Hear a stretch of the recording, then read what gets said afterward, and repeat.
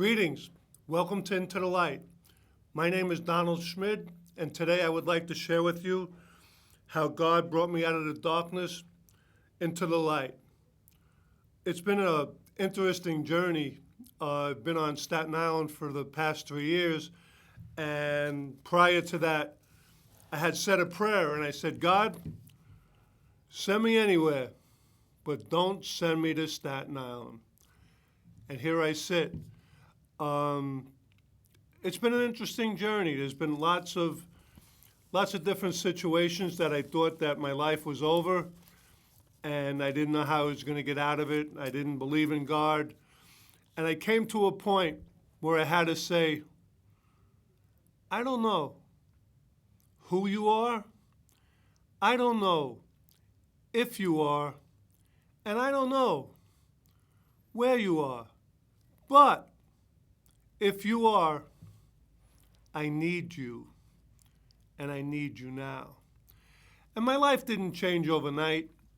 I was miserable. I was grumpy. My father had died in December of 1994, and I had a serious emotional breakdown in 1995 around the third week in January. And I was on the phone, and I was calling all these psychiatrists, and I thought my life was over. And my boss came up to me, and he said, Donnie, what's going on? I says, Jerry, I'm losing my mind. And Jerry had experienced it when his wife's dad had passed away. He says, Donnie, you're not losing your mind. You just lost your dad, and you're grieving. And I remember it was a Thursday, and he says, you might want to look into a bereavement group. And some of the churches have it in the neighborhoods and everything. And it's where people who are going through the same thing get together, and it makes it better for a moment. Because, when the people leave the funeral and they leave the cemetery, you're left by yourself. The dinners are gone, the relatives are gone, you're not going to meet until the next funeral or wedding or christening. That's how it was with me, and God had a plan. And I made that call, and they met once a month, and they met on Thursday, and they met that Thursday. And that was a sign to me that something was up. I wasn't ready to get on the God bandwagon and say, like the trumpets and the bugles and everything, and I wasn't ready for that. But it was what I needed to get me through that moment of time. And as I've gone along, and there was some episodes that year where in July, early July, I was hungry and I wanted Chinese food. I lived in Queens. I lived like in the Woodhaven area. And I wanted Chinese food, but the place was like a mile away. And I go walking to get this Chinese food, and I'm by Forest Park on Woodhaven Boulevard, and I look down, and there's a sign that says, healing service tonight at St. John's Lutheran Church on Myrtle Avenue, like 88th Road or 86th Road. So I walk past the Chinese food, and I go in, and there's like maybe 20 people in church, and it's like 110 degrees. It's like hot. Everybody's spread out so they're not on top of each other. The guy's speaking, and he says, my sheep know my voice, and the voice of another they will not follow.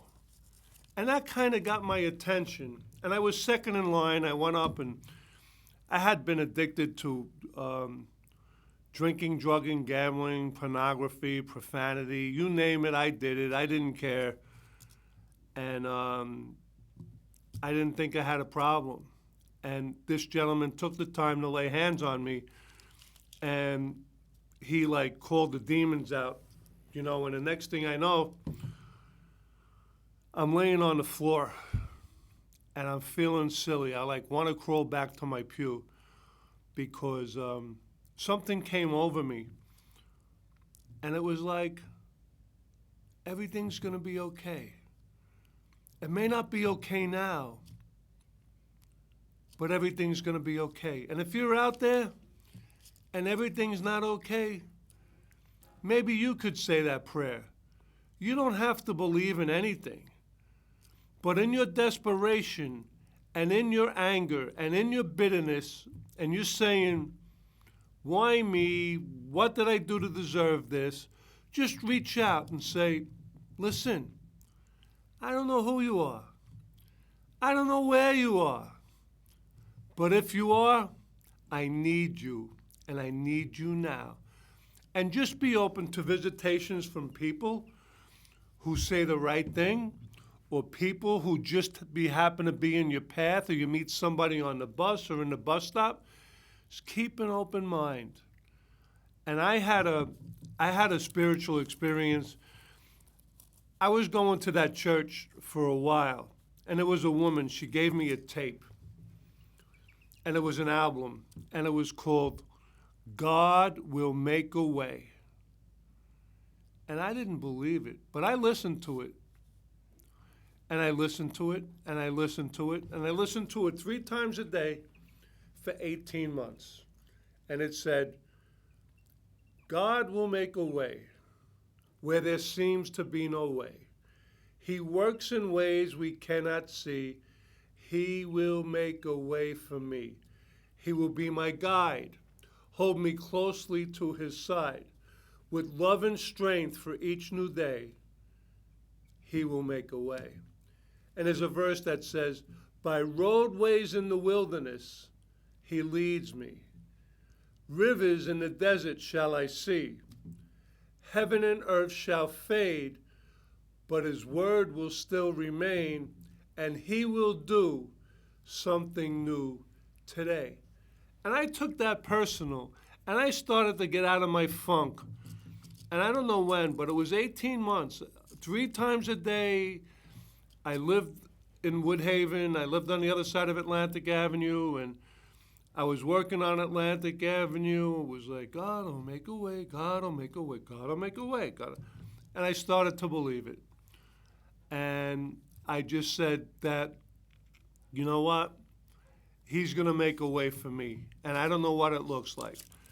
And I started going to church, and I had some experiences. And fast forward, like 10 years later, I'm now working in a church in Manhattan. And I'm in a church on East Rutherford Place in St. George's Church on East Rutherford Place, between like 15th and 16th Street. And they just had a big thing with music. And there's a bunch of people waiting to talk to the artist. And I look up. And I says, wow, that guy looks familiar. And wouldn't you know it, his name was Don Moen. And he was the guy that wrote, God will make a way. And I knew I had to tell him. I knew I had to tell him that I came out of the darkness and I came into the light. And there were other songs on there. I am the God that healeth thee. I am the Lord your healer. And I believed it, and I listened, and I listened, and I listened. And he walked where I walked. And we hugged, and we shook hands, and we embraced. And I just told him, Mr. Moen, as a result of your music, I came to know Jesus as my Lord and Savior. And my life hasn't been the same since. And I believe God is the architect of our lives, and he's got a blueprint. And right now, my blueprint includes Staten Island. Another prayer I said, and I wasn't happy with the answer, it was 2010. And I had a really, really rough year. And I was looking forward to 2011. And I said, God, I'm ready. God, I'm willing. And God, you're able. And you would think that things would happen. Well, things started to happen, but not the way I had planned them. I lost my job.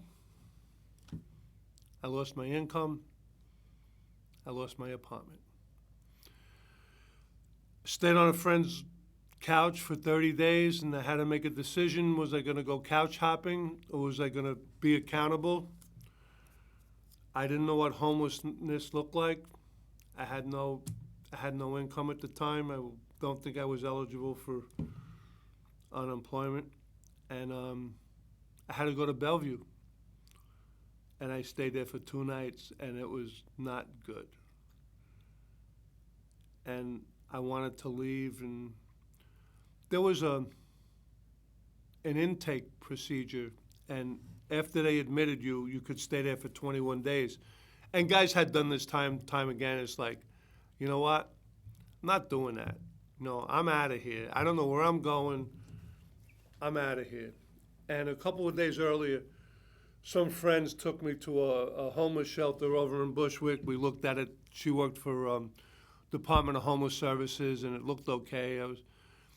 I was a little not cool with it because they had condoms like in the front. You know, I says like, why do guys need condoms like in an all-male shelter? You know, I didn't get that. You know, but I guess they had girlfriends and everything. But I was desperate, and I didn't want to stay there. And I was like, I thought, you know, like they set me up. They just want to get rid of me. You know, nobody likes me. Everybody hates me. Going to go home and eat worms. And I wound up in Bellevue, wanting to leave. And I call up this woman. She says, where are you? I says, I'm downstairs. She says, don't move. I'm on my way. And she made a call, and she called the guys from the Doe Fund. Fred was one of them, and Mike was another, and we started talking, and they said, you're number 6 on a list for beds. I says, no, you don't understand. I says, I'm getting a bed. They said, what part of your 6th didn't you get? And I says, no, I'm getting a bed. So it was lunchtime. They said, sent me to the lunchroom. There was a few hundred guys eating lunch. And a little while later, Mike comes up to me and he says, he like looks at me like weird. You know, he says, I'm filling out your paperwork for a bed. And I says, yeah. I says, I told you I had a bed. He says, like, who are you? Like, how did you get a bed? Well, my name is Donald Henry Schmid, and I have the same initials as the Department of Homeless Services. So I said, I am DHS. And he started laughing, and then we found out that the guy I had met on Saturday saved me a bed if by chance I went to Bellevue and I did get a number. So I was with corrections. I had never been into jail in my life, and I was with 6 guys who just got out of prison. It was 426 guys. And it wasn't very comfortable, but I was sleeping with one eye open, and I wasn't really afraid because, like, if you fight, you get kicked out. Like, you're already homeless. Like, what, are you going to be homeless if you get kicked out of a homeless shelter? You know, like, what are the chances of that happening? So I went there. They did anger management classes. They did, you know, conflict resolution. I learned some things. I learned how to do computers. I worked in a post office called the back office, and I lasted there for 15 months. And I wound up on Staten Island. I met some great people in Staten Island. I came like 2 months before Hurricane Sandy, and I always had a heart for people, and I wound up volunteering, doing disaster relief. But like I said, God will make a way where there seems to be no way. And don't give up. Don't be discouraged. Don't do anything dopey. Too many doctors are filling too many prescriptions for too many drugs, and too many people are taking too many, and they don't wake up. Don't let that be you. Go to the cabinet. Take the cap off. Toss them down the toilet and flush it. You'll hate me for a little while, but you'll say, thank God for the guy on God Will Make a Way. And I believe that because God doesn't give us more than we can handle for a 24-hour period. There's some verses I would like to cover. John 10:9 says, I am the door. By me, if any man enters in, he shall be saved, and shall go in and out and find pasture. And pasture means to be nourished. And John 10:10, the words of Jesus says, the thief cometh not, but to steal, to kill, and to destroy. I am come that they might have life, and that they might have it more abundantly. He's got a good plan for you. He knows you. He chose you. He watched you the whole way. I know, because I didn't believe either. I didn't believe anything. I made up that prayer. I didn't know it was a prayer at that time. I was desperate. Desperate people do desperate things. They either draw further away from God or they seek the truth. And Jesus says, you shall know the truth, and the truth will set you free. Another verse is Revelation 3:20. It says, behold, I stand at the door and knock. If any man hear my voice and opens the door, I will come to him, and he will commune with me, and I with him. Jesus loved us enough to die for us. And God so loved the world that he sent his one and only Son so that we might have everlasting life. And I didn't want to hear none of that. I went to church because there was a pretty woman with nice legs. She put $50 in a basket. I didn't understand. I said, did you put $50 in? She says, yes. I says, why? She says, I make $500 a week, and I'm tithing 10%. And I didn't get it. So I put $5 in. I figured. And she said something to me that day. I had just had knee surgery, and she said, as long as you believe, you'll never be without. So I was on crutches. I was on Vicodin and Heineken, and this was before I came to know the Lord. And I said, as long as you believe, you'll never be without. As long as you believe, you'll never be without. As long as you believe, you'll never be without. And it was like January, and the Giants were in the Super Bowl that day, and I had a OTB account in Queens, and I had $33 in the account, and I had a horse that couldn't lose, but if I would have put the $33, I would have got 66 back, and that's no fun.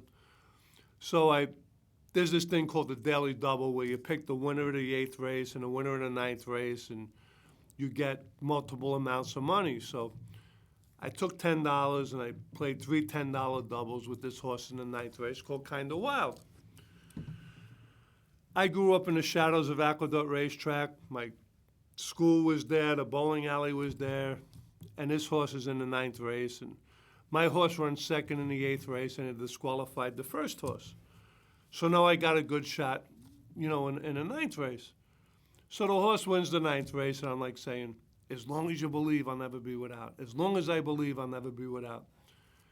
And the guy says, attention, please.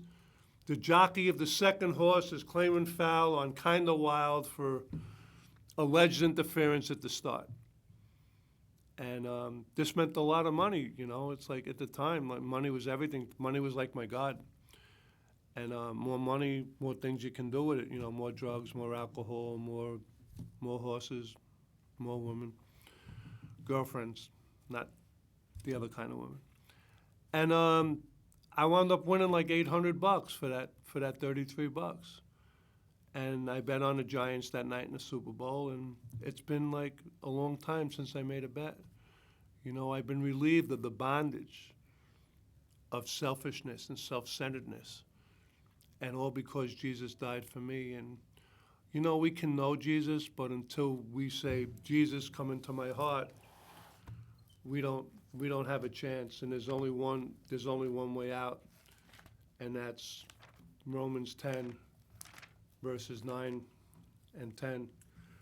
And it says that if thou shalt confess with thy mouth the Lord Jesus, and shalt believe in thy heart that God raised him from the dead, thou shalt be saved. For with the heart man believeth unto righteousness, and with the mouth confession is made unto salvation. There's a lot of power in your mouth. Life and death is in the power of the tongue. The same mouth that praises God curses man. Words are like toothpaste. Some of the words we use flippantly are, you always act the same way. You'll never amount to anything. And we have to change that, you know. We need to encourage other people because there's a generation of lost men and women who don't have a father, who don't have a father figure, who don't have a church, who don't have enough money, and they wind up making ends meet. And I believe that everybody who has extra should just ask God what to do with it. This is for me, to stop doing things my way and trying to make ends meet, because God says He's going to supply all my needs. And like I have a new employer. You know, my daddy owns the cattle on 1,000 Hills. Life is different today.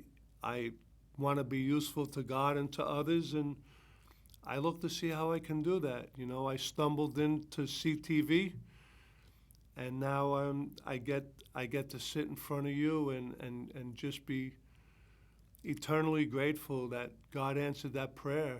You know, I don't know who you are, I don't know where you are, and I don't know if you are, but I'm excited, and you know, things are happening. You may not see it now, but things are happening.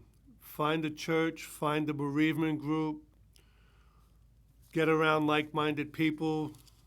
We have groups at International Christian Center called Bridge Groups. They're starting up in September. Our main campus is on 1501 Richmond Avenue. You know, you could stop by on a Friday night at 7:30. We meet 3 times a week at 8, 10, and 12. We have campuses at the North Campus at 100 Tompkins Avenue. Our South Campus meets in New Dorp High School at 11 o'clock. The North Campus meets at 11:30, and we have 2 Bible studies. One foundation class for new believers and one for older believers, that you go through the Bible and you don't just sit in a pew for 47 minutes and get dismissed. You know, God is real. And this show is about real people having a real experience with a real God. And I just wanted to get to know you, and you get to know me, because I'm different. I'm like really different. I couldn't stop cursing. I couldn't stop looking at pornography. And for 15 years, I haven't had a need or a desire to go near it, you know, and I've been delivered.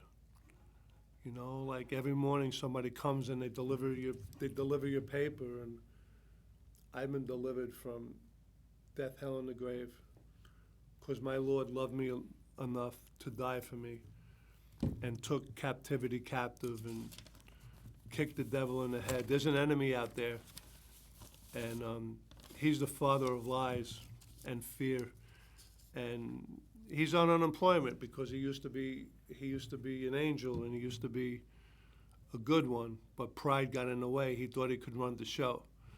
You know, he says, I will exalt myself over the Most High God.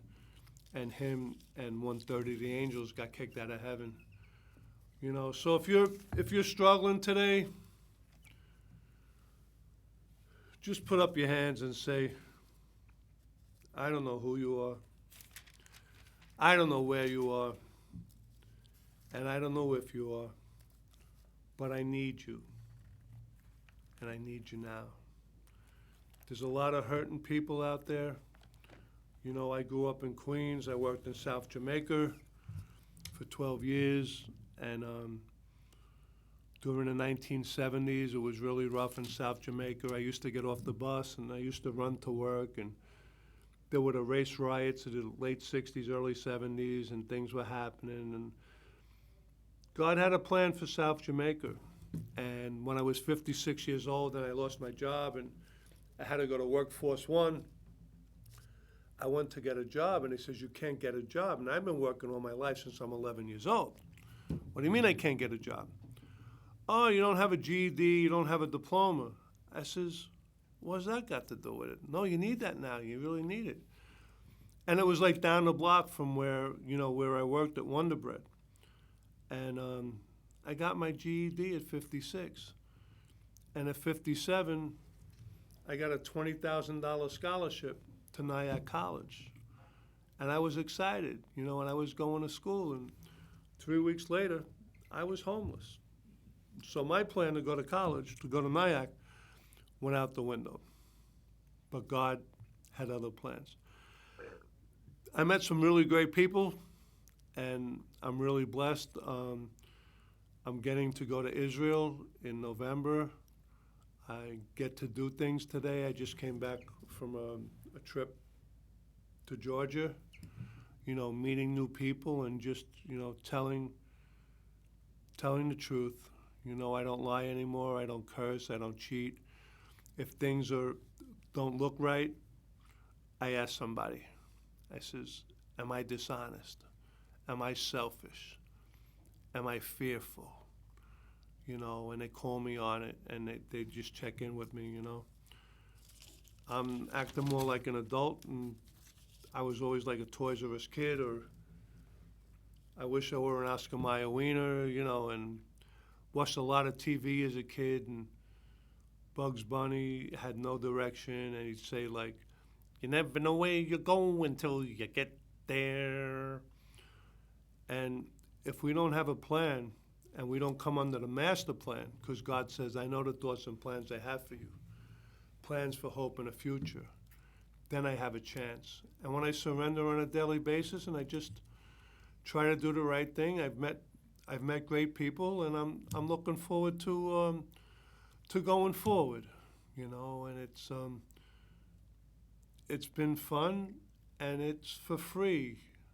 God set me free, and I'm grateful for the people who are instructing me and helping me volunteer and intern here and learn more about the cable TV industry, and I'm really excited, and it's not about fame or being on TV or being a star. It's about where I came from 3.5 years ago when I was in that shelter. God was with me in that shelter. And God's with me in this studio.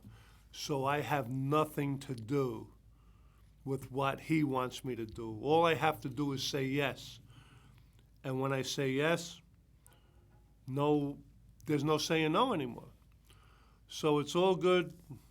I'm really grateful. I'm really blessed.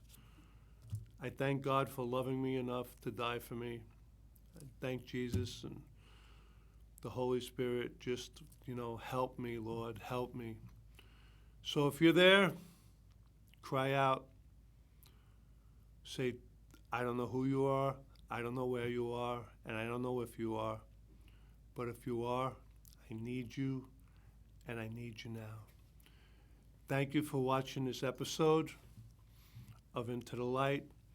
It's a show about real people having a real experience with a real God. And I'm thankful, and I'm grateful, and we hope to see you again soon. Thank you. God bless you. Have a blessed day.